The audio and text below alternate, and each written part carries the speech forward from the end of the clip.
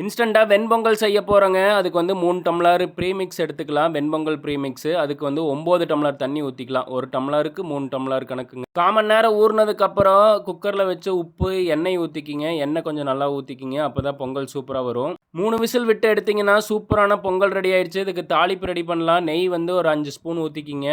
நெய் கொதி வந்தோடனே பொடிசாக கட் பண்ண இஞ்சி, பச்சை மிளகாவும் போட்டுக்கலாங்க. கருவேப்பிலை கொஞ்சம் போட்டுக்குங்க. சூப்பராக மணமாக இருக்கும். முந்திரி போட்டிங்கன்னா குழந்தைகள் விரும்பி சாப்பிடுவாங்க. முந்திரியும் ஆட் பண்ணிவிட்டு தாளித்து கொட்டினீங்கன்னா சூப்பரான பொங்கல் ரெடி. நிறையா பேர்த்துக்கு பொங்கல் கரெக்டாக வராதுங்க. நம்மளுடைய ப்ரீமிக்ஸில் செஞ்சு பாருங்கள், செம்மையாக வரும். இது எங்களுடைய சித்தியோட ரெசிபிங்க. எங்கள் சித்தி அம்முமெஸ் ஹோட்டலில் டெய்லியுமே வெண்பொங்கல் செய்வாங்க. அவங்ககிட்ட கேட்டு நம்ம வந்து இதை ப்ரீமிக்ஸாக மாற்றிருக்கிறோம். இதுக்கு சாம்பார் சூப்பராக இருக்கும். கூட தேங்காய் சட்னி வச்சுக்கிட்டிங்கன்னா அல்டிமேட்டாக இருக்கும். நேற்று கூட்டாஞ்சோரில் நிகழ்மகிழ் சொந்தங்களோடு சாப்பிட்டேங்க. பொங்கல் ரெசிபியை செஞ்சு பார்த்துட்டு கமெண்ட்டில் சொல்லுங்கள். நம்மளுடைய பொங்கல் ப்ரீமிக்ஸ் வேணுன்னா வாட்ஸ்அப் பண்ணி வாங்கிக்கிங்க. இன்றைக்கி லான்ச் பண்ணுறோம். நன்றி.